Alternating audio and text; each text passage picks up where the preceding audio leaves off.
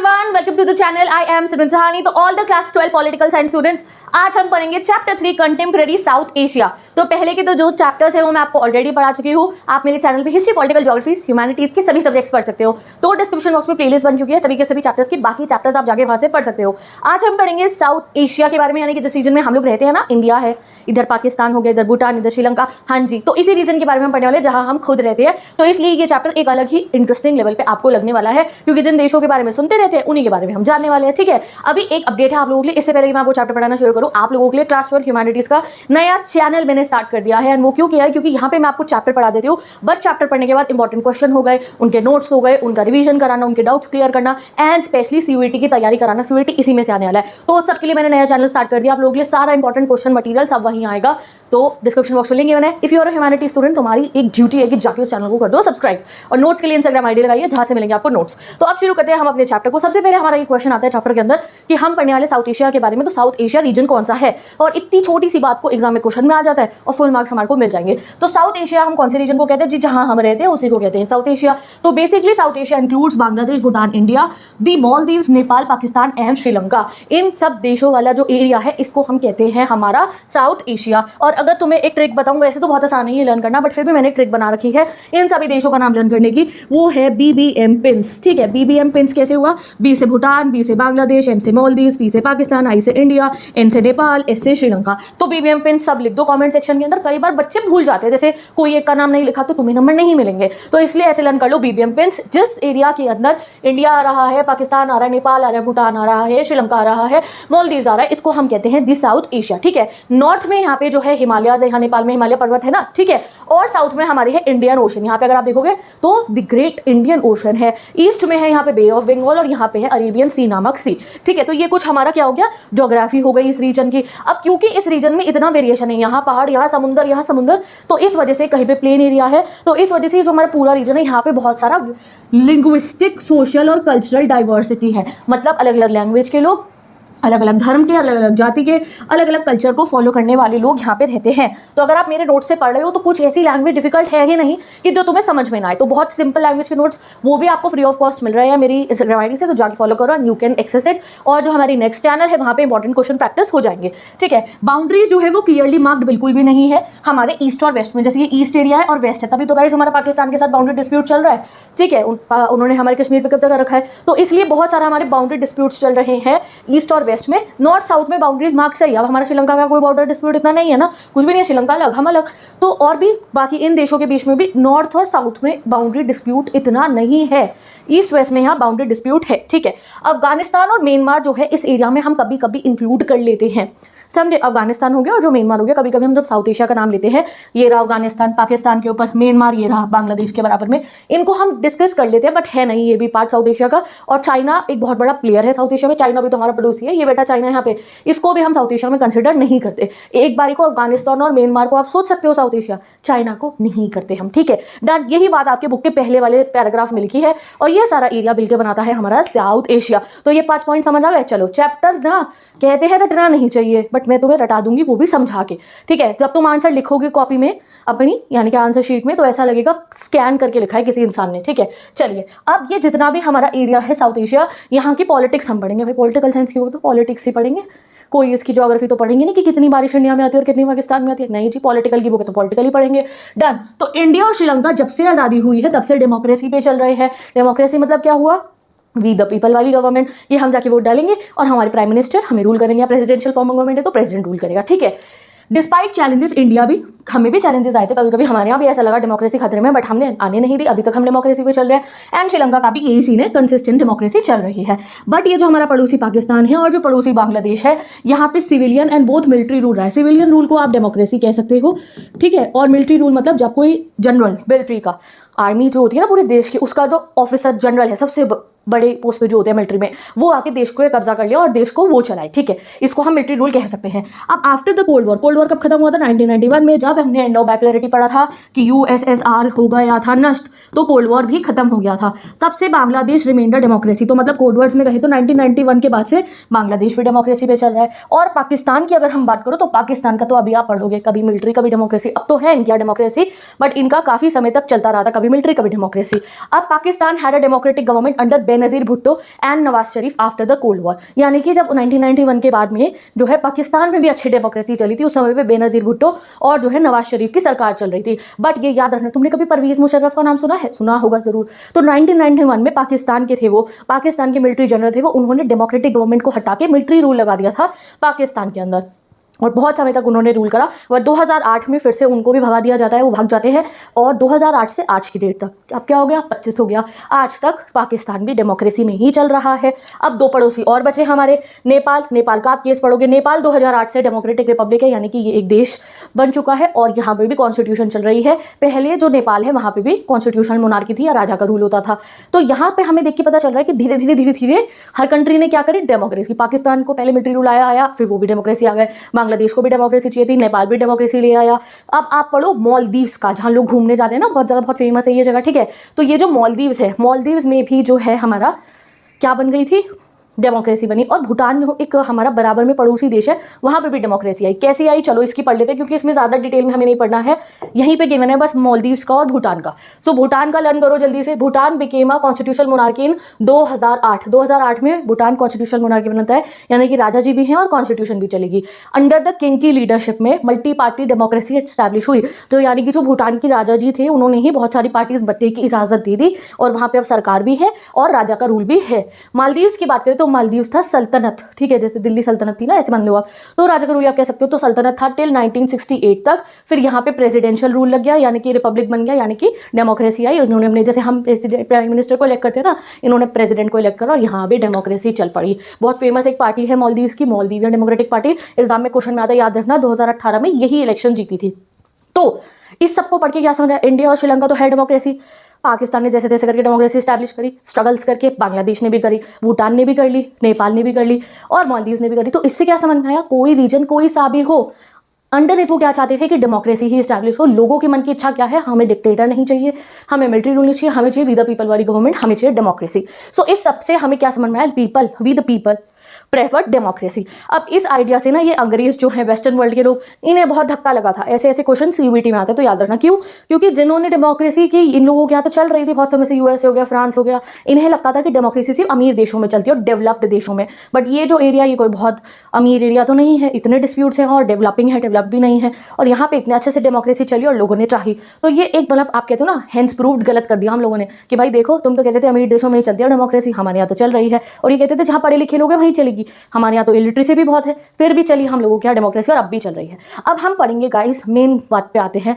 अब मैंने आपको शॉर्ट फॉर्म में बता दिया, जैसे पिक्चर का ट्रेलर होता है ना, आपको पता चल गया पाकिस्तान में ना दिक्कत हुई थी, पहले मिलिट्री रूल आया, फिर डेमोक्रेसी आई। अब सबको डिटेल में डिस्कस करेंगे, पहले पूरा पाकिस्तान का, फिर पूरा हम नेपाल का, बांग्लादेश का, सबका डिटेल में पढ़ेंगे। सबके टाइम स्टैम्प्स लगा दिए, वैसे तो सभी पढ़ना है आपको, नोट्स प्रोवाइड कर दूंगी, रिवीजन हो जाएगा, क्वेश्चन आंसर्स बता दूंगी सेकंड चैनल पे, उस टाइप के क्वेश्चन करने हैं। चलिए शुरू करते हैं हम हमारा next topic, military and democracy in Pakistan. और अगर तुम बहुत अच्छे प्यारे से बच्चे हो, मतलब थोड़ा पढ़ना चाहते हो, अपने नंबर लाना चाहते हो, तो एक कॉपी निकाल के ले आओ, इन्हीं को नोट डाउन कर लो, बन गए आपके नोट सारे के सारे, हैंड रिटन वो भी, ठीक है। तो military and democracy and Pakistan बात करने वाले हैं हम। तो after framing the first constitution, जब पाकिस्तान अपनी कॉन्स्टिट्यूशन बना लेता है, तब इनके जो जनरल थे उस समय पे, अयूब खान, उन्होंने पाकिस्तान के ऊपर जो है कब्जा कर लिया और अपने आप को इलेक्ट करवा लिया, ठीक है। तो उन्होंने कहा कि मैं बनूंगा लीडर, खुद का इलेक्शन करवा के खुद को इलेक्ट करवा लिया। अब जो है बन गए यहाँ के लीडर अयूब खान, ठीक है। अब अयूब खान लीडर बन जाते हैं यहाँ के, बट लोगों को नहीं पसंद आया। क्यों? क्योंकि भाई ब्रिटिशर से आज़ादी जो है के बाद ये पाकिस्तान अलग हो गया थे, तो हम लोग ही ना वो जो उधर गए थे, ठीक है। तो अंदर खाते तो हम सब यही चाहते थे कि डेमोक्रेसी चले। ब्रिटिशर से हम क्या कहते थे, तो तुम जाओ, हमें डेमोक्रेसी पे चलाना है। तो वहाँ जो पाकिस्तान के साइड लोग थे, जो पाकिस्तानी जो पीपल थे, वो क्या चाहते थे, डेमोक्रेसी हो। और अयूब खान आके डेमोक्रेसी उन्होंने नहीं चलाई, मिलिट्री रूल लगा दिया। तो वहाँ के लोगों ने बहुत स्ट्रगल करा, हटो हटो हटो भाई, स्टेप डाउन करो, स्टेप डाउन करो, स्टेप डाउन मतलब हटो, हमें नहीं चाहिए। तो उनको अयूब खान को स्टेप डाउन करना पड़ता है, ठीक है। अब अयूब खान स्टेप डाउन करे तो क्या डेमोक्रेसी स्टैब्लिश हुई? भाई साहब अब भी नहीं हुई। अयूब खान के बाद जो है एक और जो है आप कहो मिलिट्री लीडर आ जाते हैं, जिनका नाम बना जनरल याया खान। क्योंकि ना बहुत डिस्टर्बेंस हो रही थी कंट्री में, लोग प्रोटेस्ट कर रहे हैं कि आप हटो हटो, ठीक है, आप गद्दी से हटो। तो बहुत स्ट्रगल हो रहा था। तो जब ऐसे स्ट्रगल होते हैं तो वैसे ही मिलिट्री रूल लग जाता है, इतनी जब तंगे वंगे होने लगते हैं। तो फिर एक और मिलिट्री लीडर आ गए, जनरल याया खान। जैसे हमारे यहाँ हमें आज़ादी मिली, हमारे इलेक्शन हुए, जवाहरलाल नेहरू आए, शास्त्री जी आई, इंदिरा गांधी आई, इनके यहाँ एक के बाद एक मिलिट्री रूल लगता रहा, ठीक है।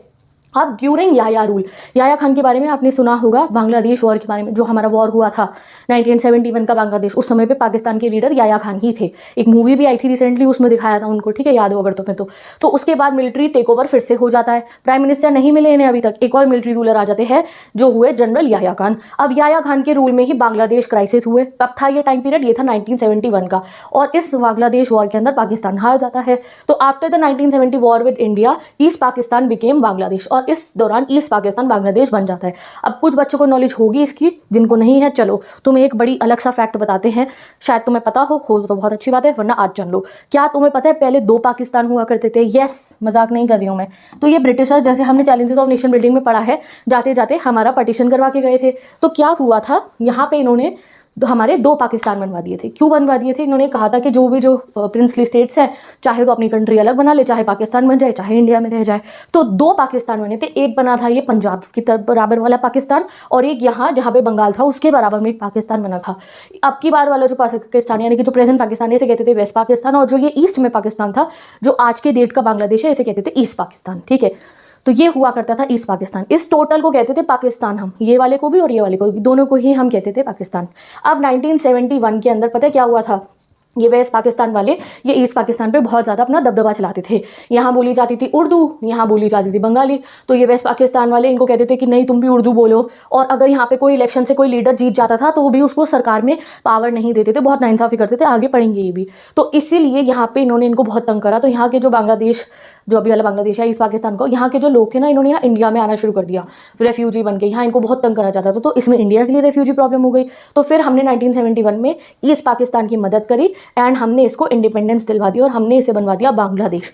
तो 1971 में ये ईस्ट पाकिस्तान नहीं रहा, ये बन गया बांग्लादेश। और उस समय पे जब ये वॉर हुआ, पूरा इंडिया की आर्मी गई, हमने मदद करी ईस्ट पाकिस्तान की, आपको बांग्लादेश की एक न्यू नेशन बनने में। उस समय में ये पाकिस्तान के लीडर थे याया खान। समझ गए? चलो अभी जब बांग्लादेश का टॉपिक पढ़ेंगे तब हम दोबारा रिवाइज करेंगे इस पूरी चीज़ को। तो समझ गए, एक वेस्ट पाकिस्तान होता था और एक होता था हमारा ईस्ट पाकिस्तान। वेस्ट वाला है, ईस्ट वाला बांग्लादेश बन गया। तो after the 1971 war with India, east Pakistan Bangladesh बन गया। और फिर जब वॉर में हार गए तो इनकी जनता को अच्छा नहीं लगा कि भाई मिलिट्री रूलर है ये तो जिता नहीं पाए। तो उसके बाद में जो है 1971 में एक इलेक्टेड गवर्नमेंट इनके यहाँ इस्टेब्लिश होती है, यानी कि डेमोक्रेसी शुरुआत होती है पाकिस्तान के अंदर। अब कौन बनते हैं इनके जो है प्राइम मिनिस्टर? इस समय पे इनके प्राइम मिनिस्टर बनते हैं जुल्फिकार अली भुट्टो, ठीक है। बेनज़ीर भुट्टो का नाम सुना है, उनके पापा जी हैं ये।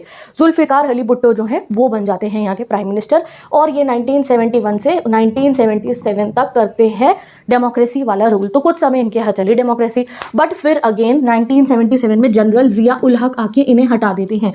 तो जब जनरल आ जाए तो समझ जाना कि मिलिट्री रूल आ गया है।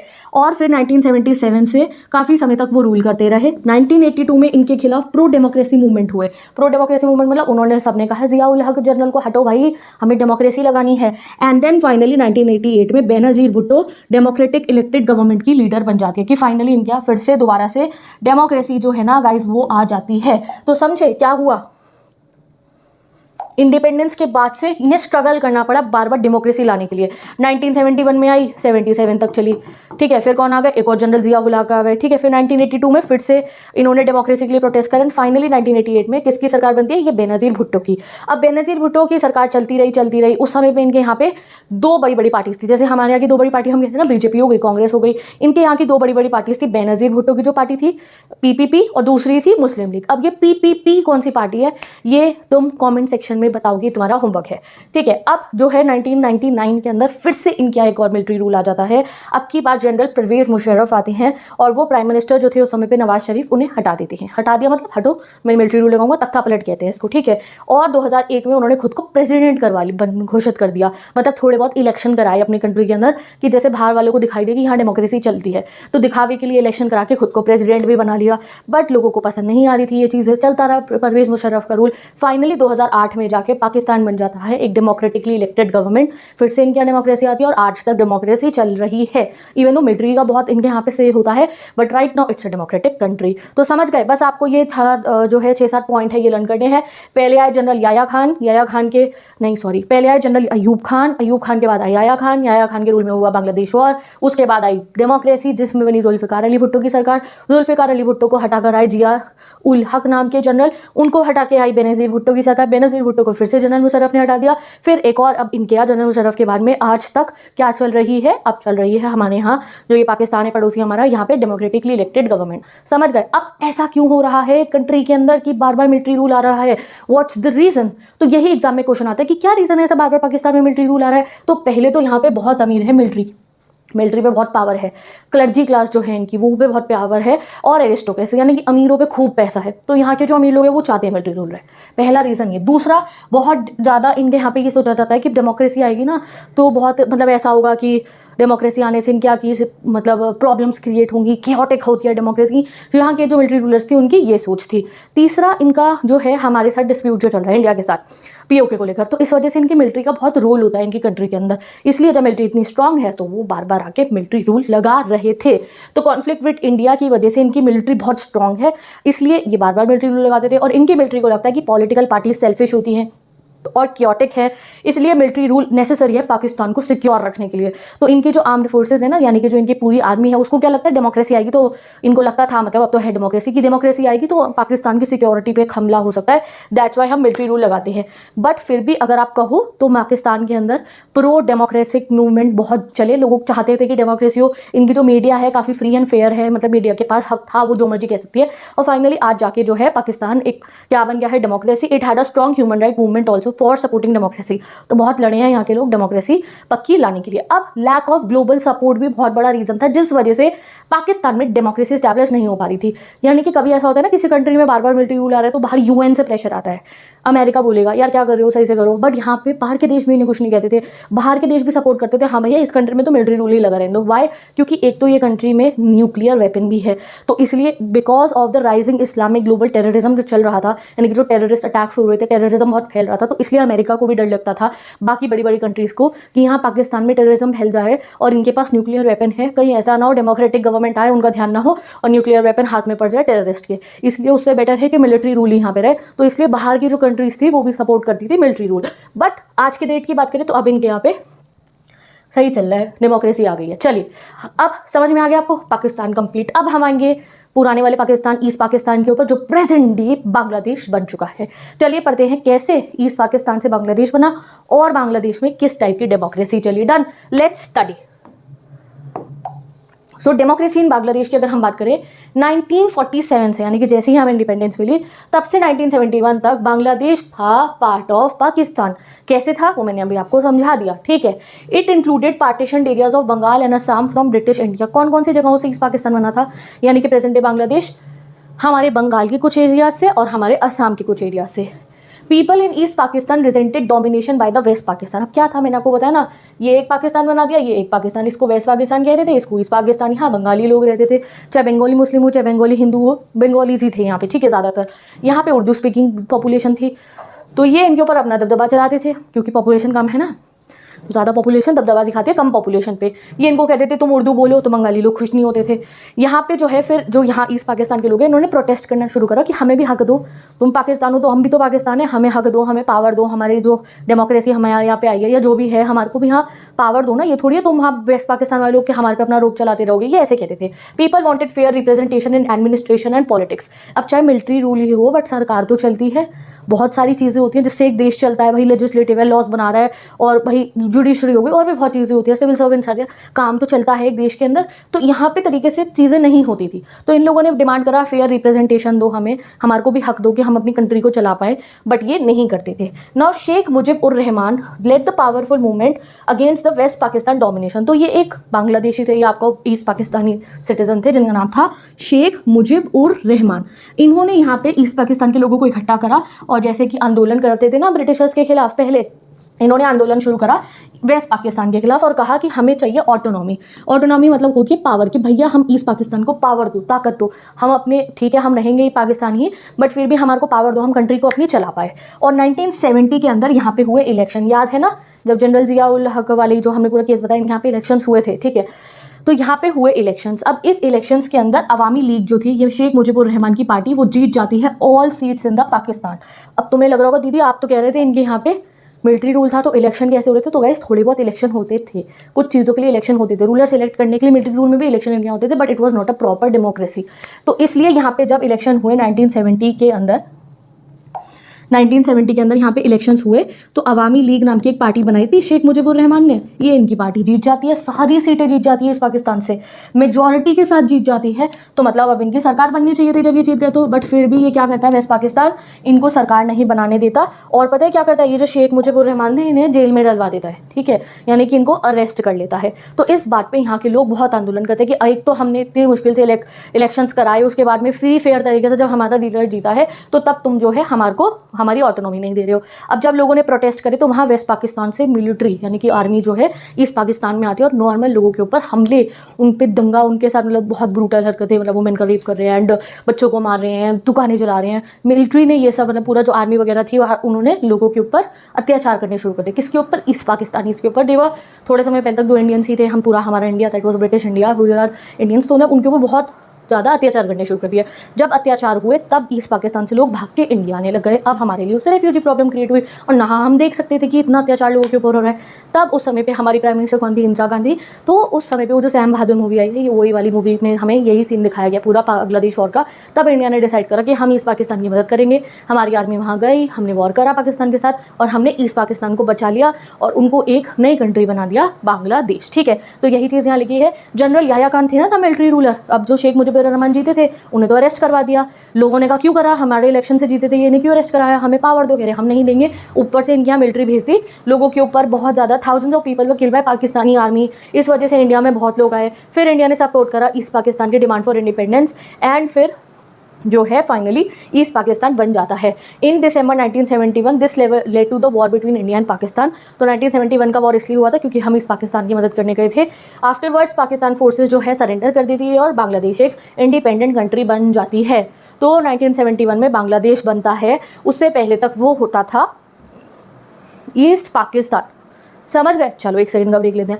अब बन गया बांग्लादेश। चलिए अब देखते हैं इनका, अब जब ये नई कंट्री बन गई, ये क्या चाह रहे थे? डेमोक्रेसी लगे। इनके यहाँ पे क्या होता है, डेमोक्रेसी आती है या क्या होता है? वो शेख मुजीबुर रहमान जी जिनको अरेस्ट करा था, फिर वो कल को क्या करते हैं, बांग्लादेश में आगे। चलिए अब वो पढ़ते हैं। ओके, अब पढ़ेंगे हम बांग्लादेश का केस। तो बांग्लादेश का केस मतलब इतना क्लियर नहीं दिया एनसीईआरटी में, बट मैं तुम्हें बता रही हूँ, ठीक है। तो बांग्लादेश ने अपनी कॉन्स्टिट्यूशन बनाई और उसमें लिखा कि हम रहेंगे सेक्युलरिज्म, यानी कि हर धर्म एक समान होगा, डेमोक्रेसी लाएंगे और सोशलिज्म लाएंगे। तो आपको याद होगा कि शेख मुजीबुर रहमान जो इलेक्शन जीते थे उनको तो वेस्ट पाकिस्तान ने क्या कर लिया था, जेल में डाल दिया था। बट जब हमने ईस्ट पाकिस्तान को आज़ाद करा दिया था, बांग्लादेश बना दिया था, तो शेख मुजीबुर रहमान जी जो है वो रिलीज होकर यानी कि जेल से छूट के वापस आते हैं। उस समय पे जब वो वापस आते हैं तो इनके यहाँ चलती है अस्थायी गवर्नमेंट, जिसको हम कहते हैं इंटरिम गवर्नमेंट। इंडिया में भी जितने समय कॉन्स्टिट्यूशन बन रही थी, जब तक हमारा पहला जनरल इलेक्शन नहीं हुआ था, हमारे यहाँ पे इंटरिम गवर्नमेंट या टेम्परेरी गवर्नमेंट जिसे आप कहते हो वो चली थी, ठीक है। कुछ समय इनका टेम्परेरी गवर्नमेंट चली। 1973 के अंदर कुछ मान लो आप इनके इलेक्शन होते हैं एंड जब इनके इलेक्शन होते हैं तो शेख मुजीबुर रहमान भी ऑब्वियसली जीतने थे, उन्होंने ही जीतना था ना, वो जीतते और इनके यहाँ सरकार बन जाती है शेख मुजीबुर रहमान की, वो बन जाते हैं इनके प्राइम मिनिस्टर, ठीक है। तो लगभग 72 से 75 तक कौन प्राइम मिनिस्टर इनका रहा? शेख मुजीबुर रहमान जी इनके प्राइम मिनिस्टर रहते हैं। अब 1975 में जो है अब इनके यहाँ दोबारा इलेक्शन होने चाहिए थे उस समय बाद, बट क्या करते हैं, जब इनका टाइम पीरियड खत्म होने वाला था शेख मुजीबुर रहमान जी का, ये क्या करते हैं, ये कॉन्स्टिट्यूशन बदल देते हैं। इनकी कॉन्स्टिट्यूशन में तो अभी तक प्राइम मिनिस्टर रूल लिखा था ना, ये कॉन्स्टिट्यूशन बदल के क्या कह देते हैं कि अब हमारे यहाँ होगा प्रेसिडेंशियल सिस्टम। प्रेसिडेंशियल सिस्टम मतलब जैसा अमेरिका में है। अब जैसे हमारे यहाँ पे प्राइम मिनिस्टर मोदी जी जो हैं वो हमारे मेन रिप्रेजेंटेटिव होते हैं ना, इसे पार्लियामेंट्री फॉर्म ऑफ गवर्नमेंट कहते हैं। हाँ, अमेरिका के कौन है मेन रिप्रेजेंटेटिव? प्रेसिडेंट है। रेजिडेंशियल रूल है वहाँ पे। आगे वाले चैप्टर्स में क्या 11 में पढ़ के तो आए हो, प्रेसिडेंशियल पार्लियामेंट्री, यस। तो यहाँ पे लग जाता है प्रेसिडेंशियल रूल। और इन्होंने क्या करा, शेख मुजीबुर रहमान ने हर पॉलिटिकल पार्टी बैन कर दी एक्सेप्ट अपनी खुद की पार्टी अवामी लीग। तो क्या ये डेमोक्रेसी है कि तुम एकदम से कॉन्स्टिट्यूशन बदल दो और पार्टीज़ को जो है आप बैन कर दो? नो, ये डेमोक्रेसी नहीं है रियल वाली। इससे लोगों के मन में बहुत बुरा लगा, लोगों को लगा ऐसा क्यों हो रहा है। बहुत सारा लोगों ने प्रोटेस्ट करा एंड 15 अगस्त है आई थिंक, सो पता नहीं कौन सी डेट है, आपका होमवर्क है ये याद करो आप कौन सी डेट थी। अगस्त में 1975 को शेख मुजीबुर रहमान को असैसिनेट यानी कि कोई मार देता है, मर्डर हो जाता है, इनका असैसिनेशन हो जाता है in a military uprising.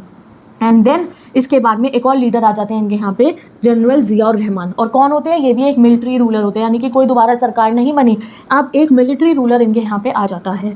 He formed his party, general Ziaur Rahman ने अपनी पार्टी बना ली, बांग्लादेश नेशनल पार्टी, एंड उन्होंने इलेक्शन जीत लिए इन द 1979। तो ये मिलिट्री रूलर्स भी अपनी पार्टी बना के जो है इलेक्शंस में पार्टिसिपेट कर रहे थे टू गिव द डेमोक्रेसी वाला लुक। नाउ जिया जो थे, ये जनरल जियाउर रहमान, इनको भी असैसिनेट कर दिया जाता है और एक और मिलिट्री कूप हो जाता है, यानी कि एक और मिलिट्री रूल लग जाता है।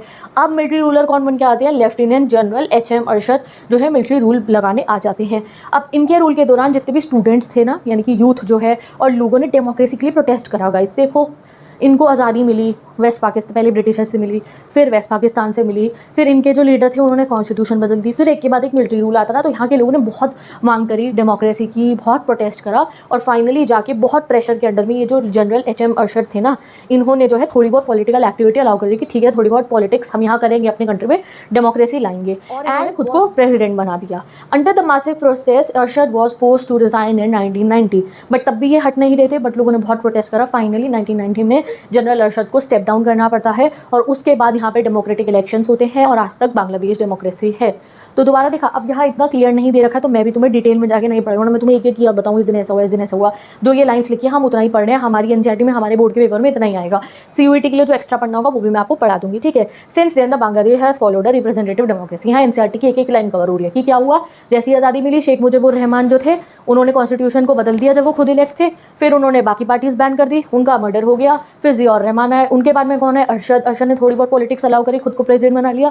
फिर उनको भी लोगों ने कहा नहीं, हमें ऐसा रूल नहीं चाहिए, और 1990 में उन्हें हटना पड़ा। और 2 का तो असैसिनेशन हुआ था, किस किस का? जनरल जियाउर का भी और शेख मुजीबुर रहमान का भी मर्डर हुआ था मिलिट्री अपराइजिंग में। तो ये पूरा टॉपिक आप बांग्लादेश वाले उसमें लिखने वाले हो।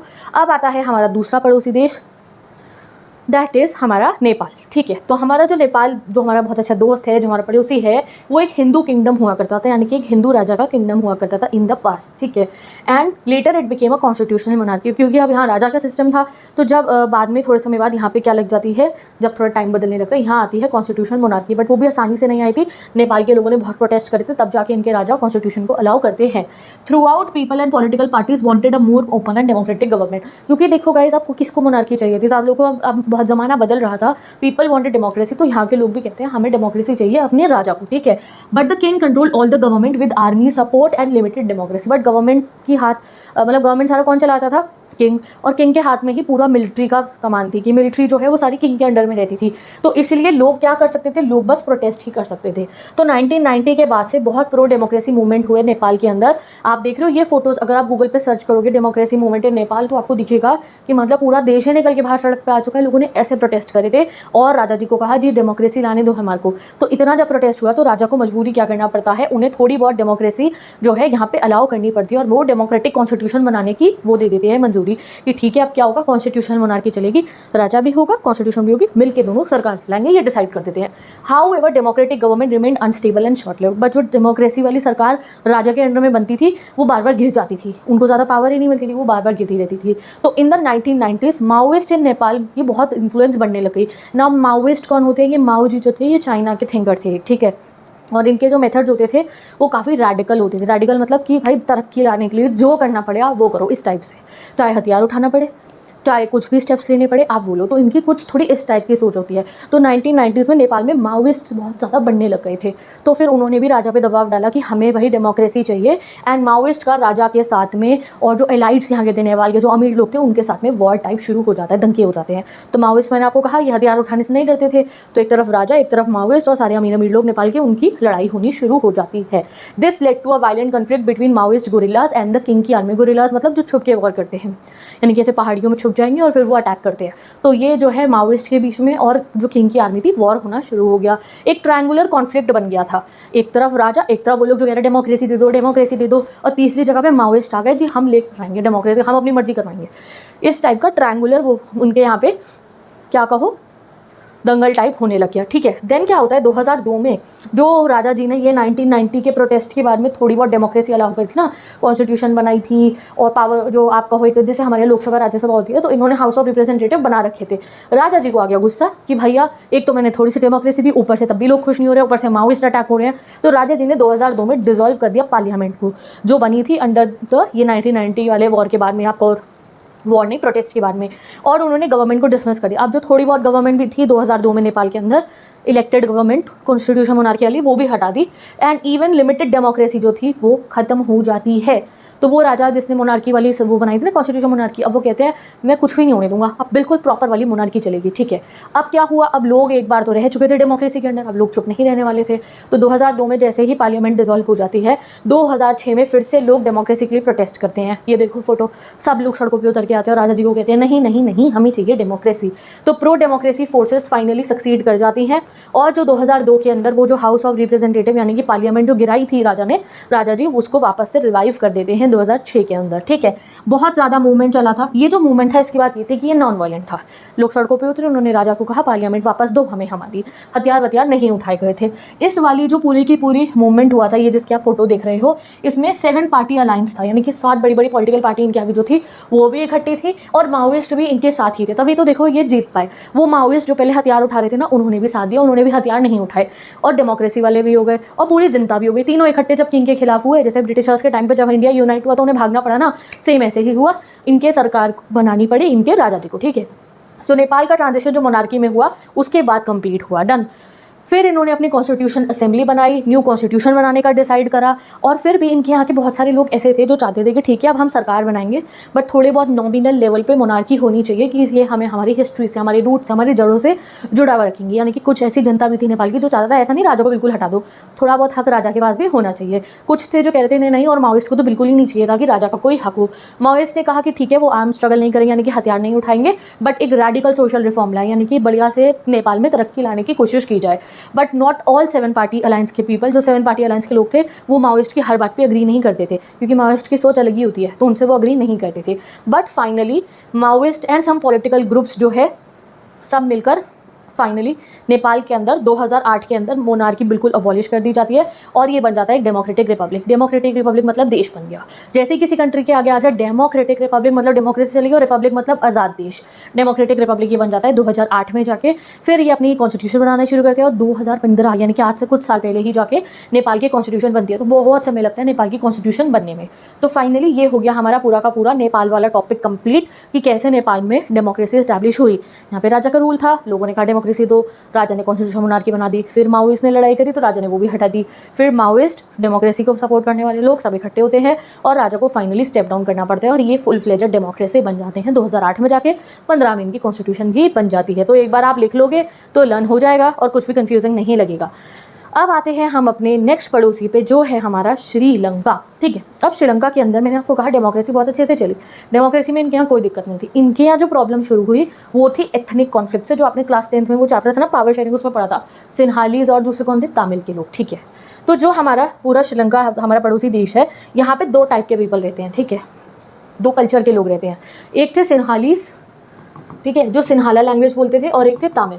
इनमें से तमिल में से बहुत सारे तमिल ऐसे थे जो इंडिया से माइग्रेट करके ना, इंडिया के तमिलनाडु से माइग्रेट करके यहाँ गए थे। क्यों? क्योंकि यहाँ प्लांटेशन वर्क होता था, प्लांटेशन कॉफ़ी टी वगैरह उगाई जाती थी, रबर उगाई जाती थी, या जो भी उगाया जाता था उसके लिए ये लोग यहाँ गए थे और यहीं रह गए, और ये श्रीलंकन तमिल से कहने लग गए इनको। ठीक है, तो 1948 में श्रीलंका भी आज़ाद हो जाता है, और तब से अब तक श्रीलंका है तो डेमोक्रेसी ही। मेन चैलेंज इनकी डेमोक्रेसी को आता है एथनिक कॉन्फ्लिक्ट से, मोनार्की से नहीं, मिलिट्री से नहीं। तो after the independence politics were dominated by the Sinhala government. Sinhala government मतलब ये सिन्हाला लोगों की गवर्नमेंट। क्यों? क्योंकि देखो इनके यहाँ पे ना पॉपुलेशन ज़्यादा सिन्हाला की थी, तो जब इलेक्शन होते थे तो ऑब्वियसली जो लीडर बनता था वो सिन्हाला वाला बनता था। प्राइम मिनिस्टर बने, प्रेसिडेंट बने, जो भी होते थे वो सिन्हाला वाले ही लीडर बनते थे, क्योंकि उनकी पॉपुलेशन ज़्यादा, उनको वोट ज़्यादा मिले, वो बन गए लीडर। अब ये लोग क्या करते थे, लीडर बनने के बाद में जो तमिल लोग थे ना उन पर अपना दबदबा चलाते थे। जैसे कोई जॉब लगनी है किसी की, सामने 2 कैंडिडेट हैं, चाहे सिन्हाला वाला कम पढ़ा लिखा है, तमिल वाले से बैठ के सिन्हाला वाले को जॉब दे देंगे। ठीक है, या किसी बच्चे का स्कूल में एडमिशन होना है तो देखेंगे अच्छा ये सिन्हाली लैंग्वेज वाला है, ये तमिल है, तो चाहे बच्चे ने उसने गलत लिखा हो पेपर में उसको एडमिशन दे देंगे। तो इस टाइप की चीज़ें होती थी तमिल्स के साथ में श्रीलंका के अंदर। इसे कहते हैं मेजोरिटिज्म। जब मेजोरिटी वाली जो होती है ना, जो भी पॉपुलेशन मेजोरिटी में, वो अपना दबदबा चलाए। ठीक है, इसको हम कहते हैं मेजोरिटिज्म। ये काफ़ी होस्टाइल भी थे तमिल्स के लिए, स्पेशली जो इंडिया से गए थे ना उनसे तो बहुत होस्टाइल, मतलब कि मारधाड़ भी करने लगते थे। This Tamil migration continued even after independence. In fact independence के बाद भी काफ़ी तमिलियंस इंडिया से श्रीलंका गए थे। और सिन्हाला लोग ये सोचते थे, यानी कि जो ये सिन्हाला भाषा बोलने वाले थे, कि श्रीलंका हमारा है, सिन्हाला लोगों का, तमिल्स का यहाँ पे काम नहीं है, इनकी इस टाइप की सोच थी। They refuse to give rights और कंसेशन टू तमिल पॉपुलेशन, जैसे मैंने आपको कहा ना, जॉब नहीं देते थे, चाहे कैपेबिलिटी हो तब भी। This led to the anger and the rise of militant Tamil nationalism. अब वो तमिल वाले भी तो इंसान ही थे जो तमिलियंस रह रहे थे श्रीलंका के अंदर, तो इनको जो है बुरा लगा बहुत ज़्यादा, और यहाँ मिलिटेंट तमिल नेशनलिज्म की फीलिंग आ गई। इन्होंने अपने हथियार उठा लिए और इन्होंने अपनी मिलिट्री मिलिशिया टाइप बना ली, अपनी आर्मी टाइप बना ली तमिल्स ने, एंड इन्होंने कहा कि अब हम नेशनलिज्म की डिमांड करेंगे, यानी कि हम इन्हें कहेंगे ठीक है, हमें हमारी अलग कंट्री दे दो, हम अलग स्टेट बना लेंगे, अपनी अलग कंट्री बना लेंगे, ठीक है। And they demanded for the नई अलग आप अपनी कंट्री कहो, जिसका नाम ये रखेंगे तमिल ईलम, यानी कि a new country for the Tamil.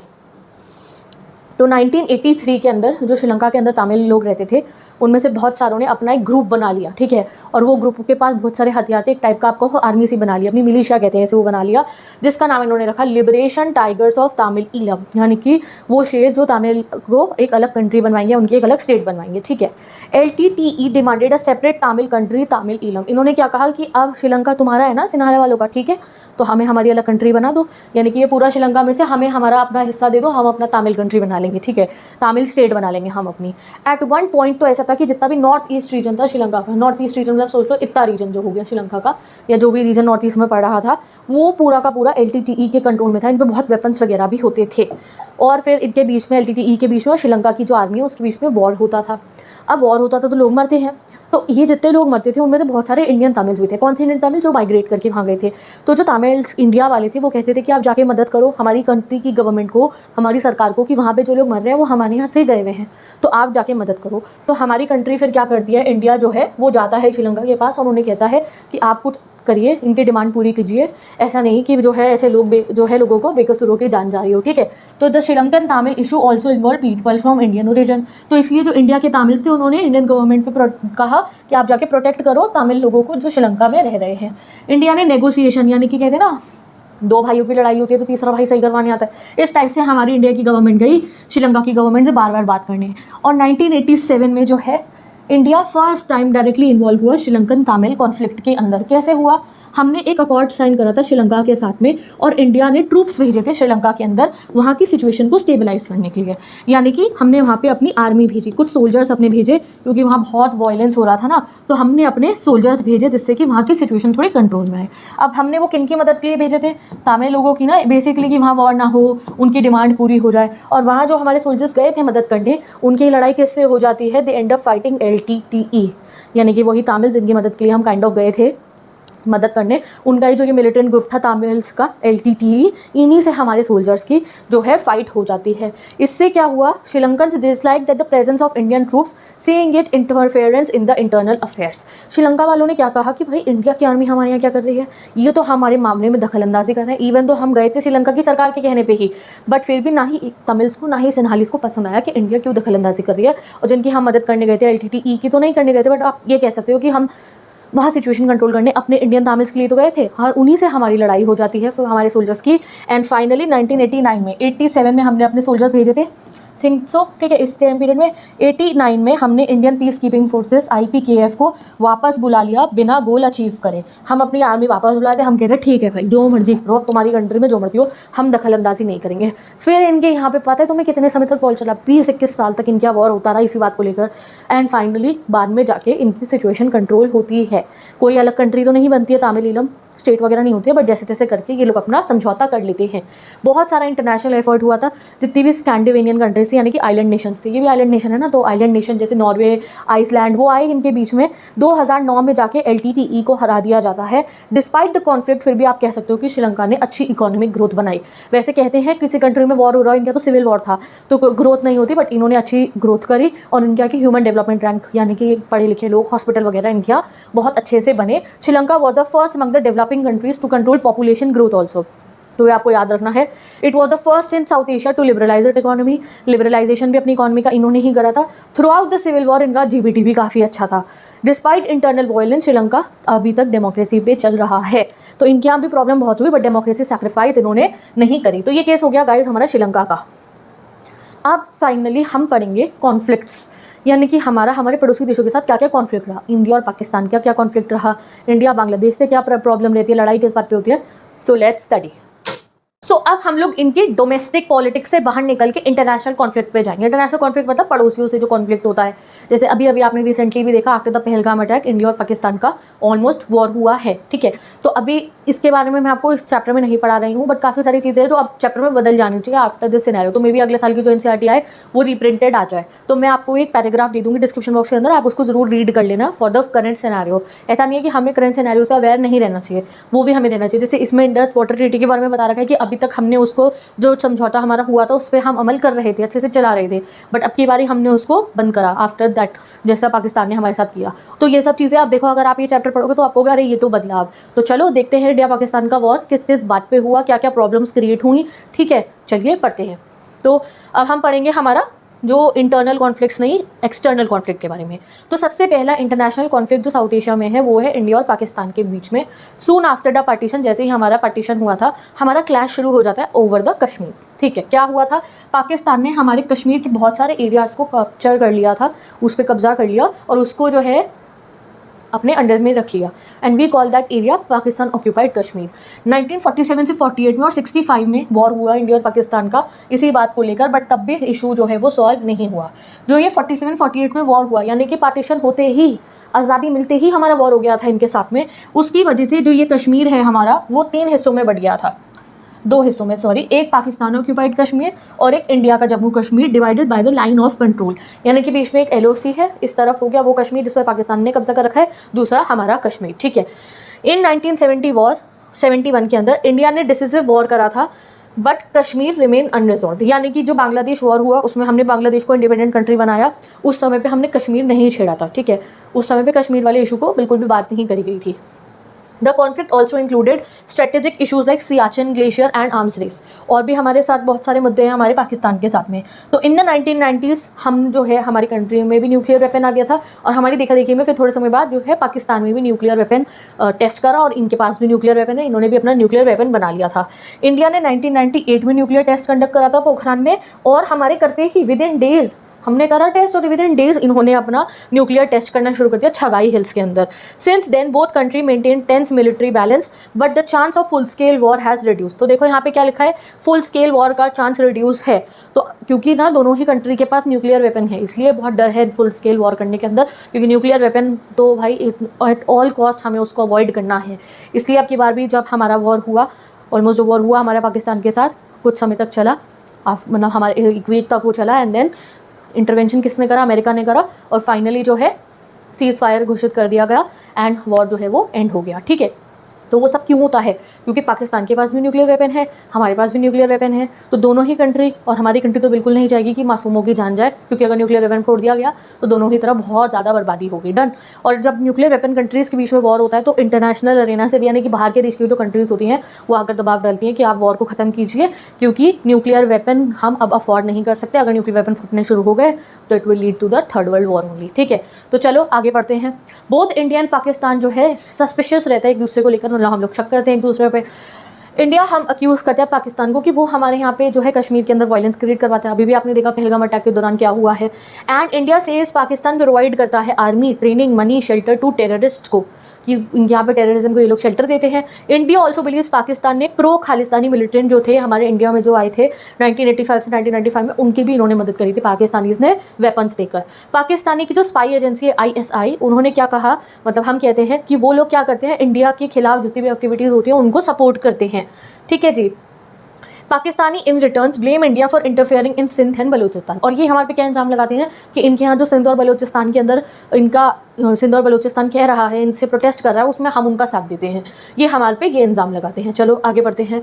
Water dispute and border dispute, तो इंडिया एंड पाकिस्तान का रिवर वाटर शेयरिंग के ऊपर भी डिस्प्यूट चलता है। अब देखो आज ही बदल गई है पूरी, इसको तो मतलब आप पढ़ो और इसके आगे 2 लाइन और ऐड करो जो मैंने डिस्क्रिप्शन बॉक्स में ऐड करी है।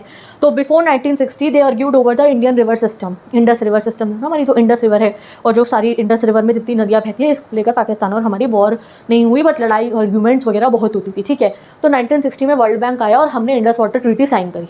द ट्रीटी स्टिल सर्वाइव्स, अब इसको बदल दो, अब नहीं है, इस समय पे हमने ये ट्रीटी को हटा दिया है, इवन आफ्टर सेवरल वॉर्स तक, बट फिर भी चली थी। अब की बार हमने रोका है इस इंडर वाटर ट्रीटी को, बट इससे पहले तक गाइस आज तक, चाहे हमारा कारगिल वॉर हुआ, चाहे हमारा 71 का वॉर हुआ, ठीक है, हमने कभी इनका पानी नहीं रोका था। अब की बार रोका after that scenario. However, minor disagreement remain over interpretation and water usage. There is also a dispute over sir creek in the run of Kutch. तो रन ऑफ कच्छ जो गुजरात में, वहाँ पे सर क्रीक नाम का एक एरिया है जहाँ पे बहुत मिनरल्स मिलते हैं, उसको लेकर भी हमारा और इनका मुद्दा चल रहा है. दो सर क्रीक माइनर है, बट यहाँ पे बहुत सारी जो है ना रिसोर्सेज हैं. Both countries are currently holding talks on the unresolved issues. ठीक है जी. अब आता है हमारा दूसरा जो हमारा नेबर है बांग्लादेश. बांग्लादेश से हमारा क्या इशू है ये पढ़ते हैं. तो इंडिया और बांग्लादेश का जो इशू है वो चल रहा है शेयरिंग ऑफ गंगा वाटर और ब्रह्मपुत्र रिवर की वाटर को लेकर. India is upset about Bangladesh denying illegal immigration to India. तो बांग्लादेश से बहुत सारे लोग इलीगली इंडिया में आ जाते हैं, बट बांग्लादेश की गवर्नमेंट कुछ नहीं करती है उसके लिए. और इंडिया ये भी कहता है कि बांग्लादेश कई बार anti India Islamic fundamentalist group जो होते हैं, जो इंडिया के खिलाफ काम करते हैं, उनको सपोर्ट करता है. इंडिया इज़ अनहैप्पी दैट कई बार बांग्लादेश ने पता क्या करा है, क्योंकि हमारा जो नॉर्थ ईस्ट एरिया में जाने का रास्ता है वो बहुत नैरो है. तो अगर बांग्लादेश हमें अपने यहाँ से जाने दे तो आसानी होगी, बट ये देखो तो हमें कई बार मना कर देते हैं, हमें नहीं जाने देते हैं. इनफैक्ट बांग्लादेश ने तो हमारे को एक्सपोर्ट नेचुरल गैस जब एक्सपोर्ट करनी थी तो उन्होंने म्यांमार को मना कर दिया था कि नहीं करें, कि इन्होंने कहा कि नहीं करने देंगे. Bangladesh also refuse to export natural gas to India. कहा तुम्हें हम भी नहीं देंगे, और म्यांमार को भी मना कर दिया कि तुम भी मत दो. क्यों? क्योंकि अगर म्यांमार से हमें नेचुरल गैस लानी है तो पाइपलाइन भेजती है, तो वो पाइपलाइन बांग्लादेश से भी होते हुए जाएगी. तो इन्होंने कहा नहीं, हमारे यहाँ से नहीं ले जाओगे तुम पाइपलाइन. ठीक है. On the other hand Bangladesh India को क्या कहता है कि हम एक रीजनल बुली है, कि हम डॉन बनते हैं. हमारा एरिया सबसे ज़्यादा है ना इन सब पड़ोसियों में, तो हम डॉन बनते हैं, हम रिवर वाटर लूट लेते हैं, हम रेबेलियन करते हैं इनकी चित्तौगनन हिल्स के अंदर, हम इनकी नेचुरल गैस चुराते हैं और बाकी चीज़ें, हम अनफेयर ट्रेड प्रैक्टिसेस करते हैं. Both countries could not resolve their border dispute for a long time. और थोड़े बहुत जो बॉर्डर डिस्प्यूट थे ये भी हमारे बहुत समय तक सॉल्व नहीं हुए. तो ये हुआ इंडिया और बांग्लादेश का इशू. ये 6 पॉइंट से एग्जाम में आएगा, यू कैन राइट इट. अब आता है अगला, India and it's neighbour Bangladesh का. ऐसा नहीं है लड़ाई ही है, हमारा कॉपरेशन भी है, इनफैक्ट हमारे अच्छे टर्म्स भी हैं अब बांग्लादेश से. ठीक है. तो डिस्पाइट द डिफरेंसेस इंडिया और बांग्लादेश काफ़ी अच्छे टर्म्स हैं और अच्छे होने की कोशिश होती रहती है. इकोनॉमिक रिलेशन पिछले 20 सालों में अच्छे रहे हैं. बांग्लादेश इंडिया की लुक ईस्ट पॉलिसी का पार्ट है. ठीक है. तब से रिलेशन और अच्छे हुए हैं हमारे. लुक ईस्ट पॉलिसी 2014 की बात है ना, तो देखो ये जो है हमारे उस फोटो है हमारे प्राइम मिनिस्टर नरेंद्र मोदी जी की. एंड जो है कौन है ये पता आपको, जो बांग्लादेश के लीडर है इनका नाम क्या है? जल्दी से कमेंट सेक्शन में सब बताएं. ठीक है. तो this policy is connected to India we are South East Asia और म्यांमार. कि हम वो जो साउथ ईस्ट एशिया एशियान पढ़ा ना आपने, कि हम उन कंट्री से ट्रेड वगैरह करें, उसमें ये पार्ट है. बोथ कंट्री डिजास्टर मैनेजमेंट में बहुत एक दूसरे का साथ देती है. और 2015 में हमने एनक्लेव्स भी एक्सचेंज करते.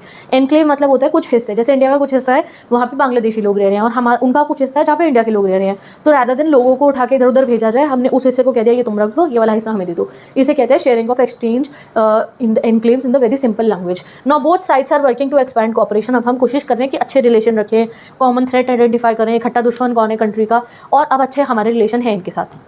अब हम बात करते हैं चाइना का से कह दूँ सॉरी नेपाल की.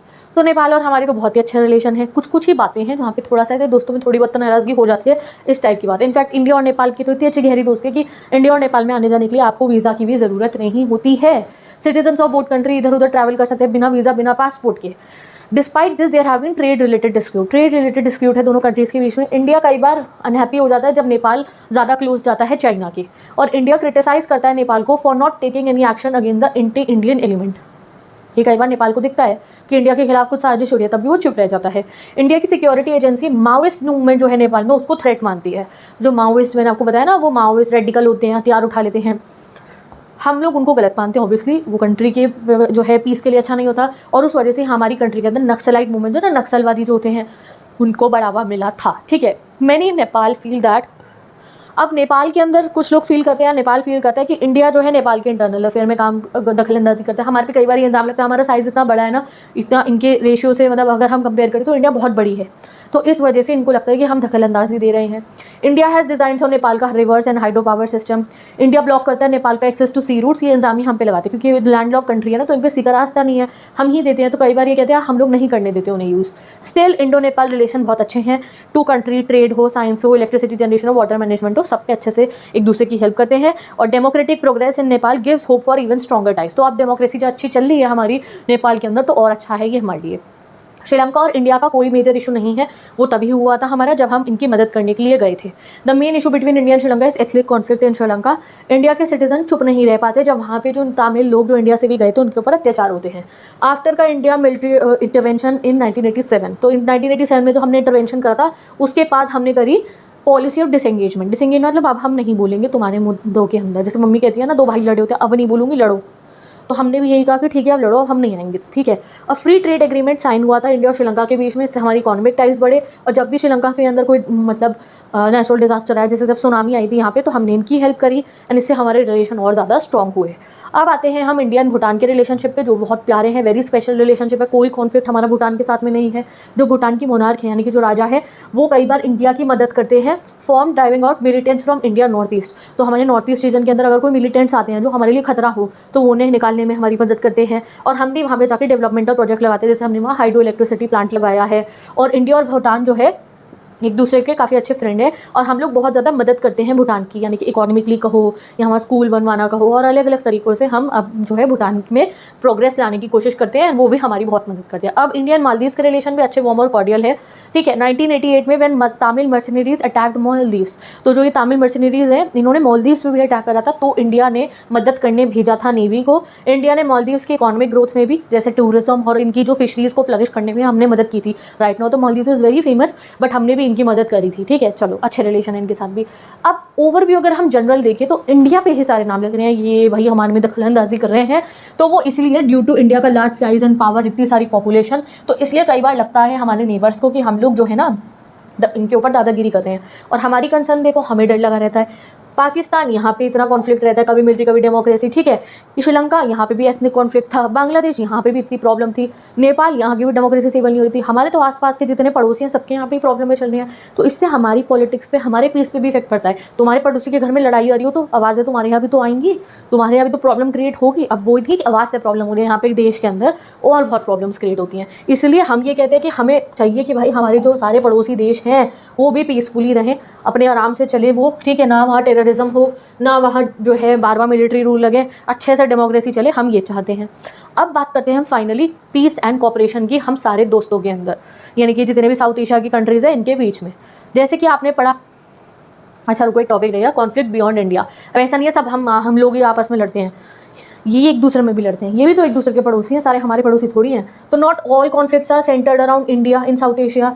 जैसे कि नेपाल और भूटान भी तो पड़ोसी हैं, इनका डिसएग्रीमेंट है over migration of ethnic Nepalese into Bhutan, Nepal के लोग भूटान चले जाते हैं, इसको लेकर। बांग्लादेश और म्यांमार के बीच में, और इंडिया और म्यांमार के बीच में भी काफ़ी सारे इश्यूज़ है over Rohingya refugee migration. Bangladesh और नेपाल जो है उसका भी काफ़ी डिस्प्यूट है हिमालयन रिवर वाटर को लेकर।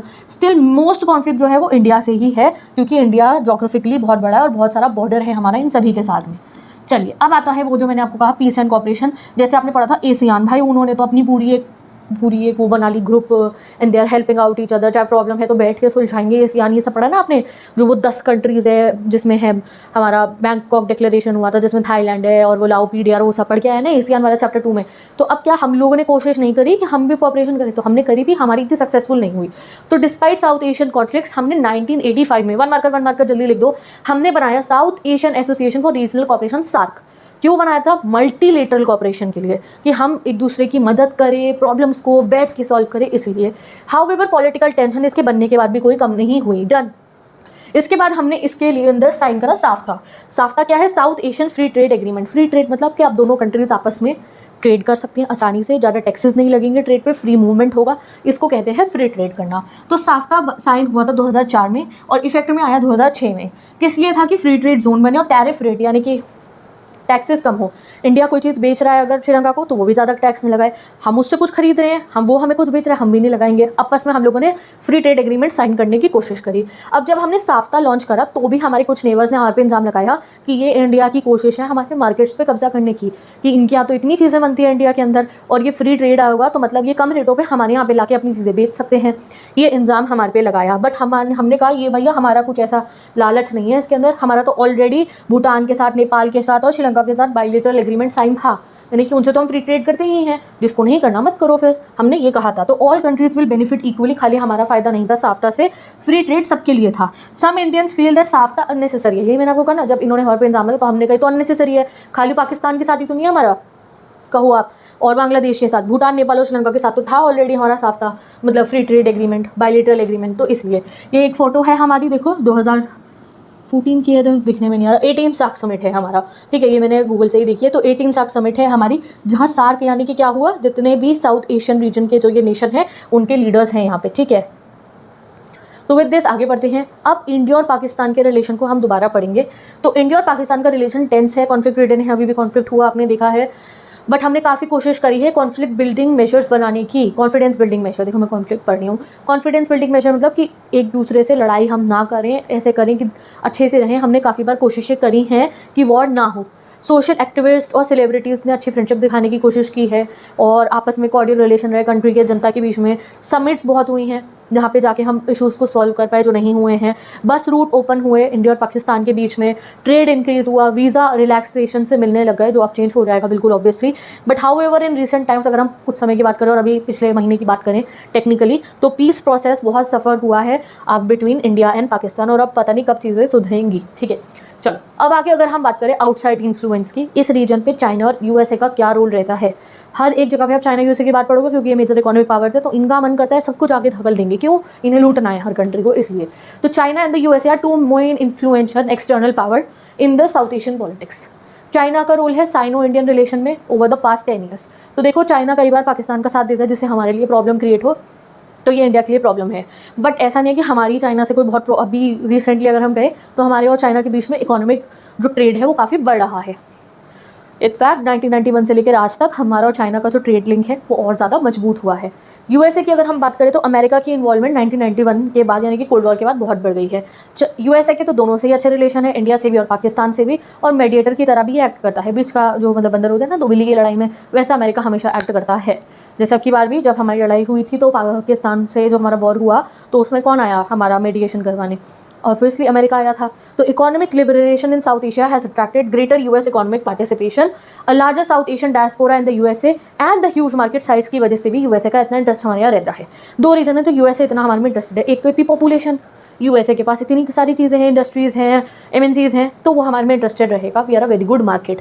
दूसरा, इंडिया का, पाकिस्तान का, बांग्लादेश का आपको बहुत सारे लोग वहाँ रहते हैं, इसे कहते हैं हम डायस्पोरा। बहुत इंडियंस अमेरिका में रहते हैं, बांग्लादेशी रहते हैं, श्रीलंकन्स रहते हैं, तो इस वजह से इस एरिया के अंदर, हमारे एरिया के अंदर रोल रहता है यूएसए का। ठीक है, तो विद दिस गाइस ये चैप्टर हमारा कंप्लीट होता है। फाइनल आउटलुक क्या है, वेदर साउथ एशिया को आप कॉन्फ्लिक्ट प्रोन जोन को, जैसे अभी भी हमारा और पाकिस्तान को ऑलमोस्ट वॉर हुआ तो कॉन्फ्लिक्ट तो है ना इस एरिया के अंदर, या आप कहो पीसफुल ब्लॉक, पीसफुल तो नहीं है अभी भी हमारा ब्लॉक, पीस तो आएगी कुछ समय बाद। ठीक है, तो ये डिपेंड करता है लोगों पे और गवर्नमेंट पे, not on the external power. ठीक है, तो ये लोगों पे और गवर्नमेंट्स पे डिपेंड करता है पीस लाने के लिए। अदरवाइज विद दिस ये हमारा चैप्टर होता है कंप्लीट। हमने साउथ एशिया के बारे में, सभी कंट्रीज़ के बारे में, पाकिस्तान में कैसी डेमोक्रेसी रही, नेपाल में कैसी रही, हमारी श्रीलंका में कैसी रही, भूटान में कैसी रही, ये मालदीव्स का फ्लैग है, ये बांग्लादेश का फ्लैग है, और सार्क, ईच एंड एवरीथिंग हमने पढ़ ली है। विद दिस ये चैप्टर आपका कंप्लीट होता है। अब चैप्टर के रिवीजन के लिए नोट्स चाहिए बढ़िया बेहतरीन से, तो उसके लिए मेरे से ग्रामेटिकल लिंक मैंने वास्ता के आप नोट्स एक्सेस कर लो, और इंपॉर्टेंट क्वेश्चन एग्जाम में क्वेश्चन कैसे आएंगे और उन्हें रटे कैसे पढ़े, और एमसीक्यू सीयूईटी के लिए उसके लिए नया चैनल खुल गया है, Simran Sahni clash of humanities. Go and subscribe to the channel, और विद दिस 100 on 100 पॉलिटिकल में आ जाएंगे। Bye bye, best of luck.